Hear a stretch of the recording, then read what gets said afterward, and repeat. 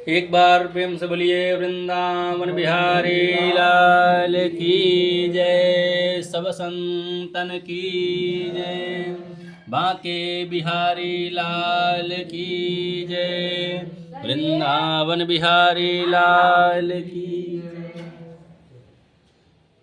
एक समय की बात है कि वेदव्यास भगवान ने कहा कि 88,000 ऋषि नैमिषारण्य क्षेत्र में गए हैं तीर्थ करने के लिए, और जब वो लौट कर आने का विचार बनाए तो उनके मन में विचार आया कि क्यों न मैं श्री सूत जी के पास जाऊं, क्योंकि वो सूत जी पुराणों के बहुत बड़े जानकार पुराण वेता थे और इन 88,000 ऋषियों में श्रेष्ठ थे।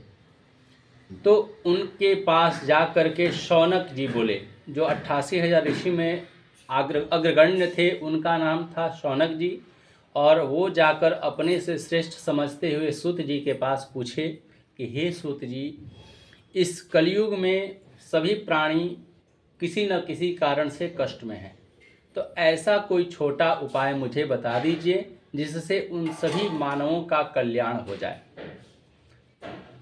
सूत जी ने कहा कि आपके मन में दूसरों के कल्याण की इच्छा से बहुत उत्तम विचार आया है, इसलिए मैं आपके प्रेम के वशीभूत होकर ऐसी कथा का वर्णन करूंगा जो देवताओं के लिए भी दुर्लभ है, और वो कथा मैं अपने मन से नहीं कहूँगा। जो कथा भगवान नारायण ने नारद जी को सबसे पहले सुनाया था, वही कथा मैं आप लोगों को सुनाऊंगा। अब सूत जी कहते हैं कि एक समय की बात है कि नारद जी अनेक लोकों का भ्रमण करते हुए इसी मृत्युलोक में पहुँचे, और यहाँ आकर उन्होंने देखा कि सभी प्राणी अपने अपने कर्मों के कारण कष्ट पा रहे हैं। लेकिन जब व्यक्ति के जीवन में कष्ट होता है तो वो कभी अपने कर्मों का दोषारोपण नहीं करता, वो सामने वाले जो भी मिलते हैं उन्हीं के ऊपर दोष ठहरा देता है।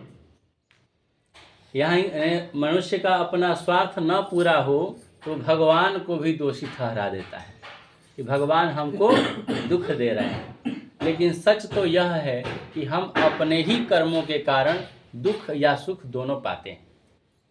अब भगवान नारद जी ने अनेक लोकों का भ्रमण करते हुए जब देखा मृत्यु लोक के प्राणी किसी न किसी कारण से कष्ट में हैं, वो जाकर के अपने आराध्य इष्ट के पास पहुँचे, भगवान नारायण के पास। उनके हाथों में शंख, चक्र, गदा और पद्म चतुर्भुज थे। चारों भुजाओं में 4 आयुध धारण किए हुए थे, और भगवान को देखकर नारद जी ने स्तुति किया। भगवान स्तुति सुनकर प्रकट हुए और नारद जी को देखकर बोले कि हे नारद, तुम किस काम से यहाँ पर आए हो और तेरे मन में क्या विचार चल रहा है। तब नारद जी ने कहा कि हे प्रभु, मैंने सभी लोकों में लोगों को सुखी देखा, लेकिन कलयुग में और मृत्यु लोक में सभी प्राणी को दुखी पाया। इसीलिए मैं आपके पास आया हूँ कि कलयुग के मनुष्य धर्म के कार्य श्रद्धा विश्वास के साथ बहुत कम करते हैं, डर के मारे धर्म करते हैं, इसलिए कोई छोटा सा उपाय बता दीजिए जिससे उनका कल्याण हो जाए। भगवान ने कहा कि तेरे मन में उत्तम प्रश्न आया है, और इस उत्तम प्रश्न का मैं अवश्य उत्तर दूंगा, और ऐसा उत्तर दूंगा, ऐसा उपाय बताऊंगा जो बड़े बड़े देवताओं के लिए भी दुर्लभ है। यह केवल और केवल मनुष्य ही कर सकता है। उन्होंने कहा कि एक सत्यनारायण भगवान का व्रत है, और इसमें सबसे बड़ी विशेषता यह है कि कोई दिन की ज़रूरत नहीं है, कोई नियम की ज़रूरत नहीं है, कोई मुहूर्त की ज़रूरत नहीं है। आपके मन में जिस भी दिन भक्ति और श्रद्धा जागृत हो जाए, उसी दिन श्री सत्यनारायण भगवान का व्रत पूरा कर सकते हैं। भगवान कहते हैं यस्मिन् कस्मिन् दिने मर्त्यो भक्ति श्रद्धा समन्विता। इस प्रकार से भगवान का पूजन करके आप अपनी मनोवांछित वरदान पा सकते हैं।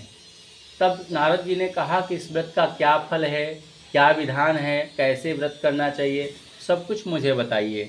भगवान ने कहा कि केले का फल, शक्कर, घी, दूध, गेहूं का चूर्ण लें और न मिले तो अभाव में चावल का चूर्ण से भी प्रसाद भगवान को दे करके नैवेद्य लगाएं।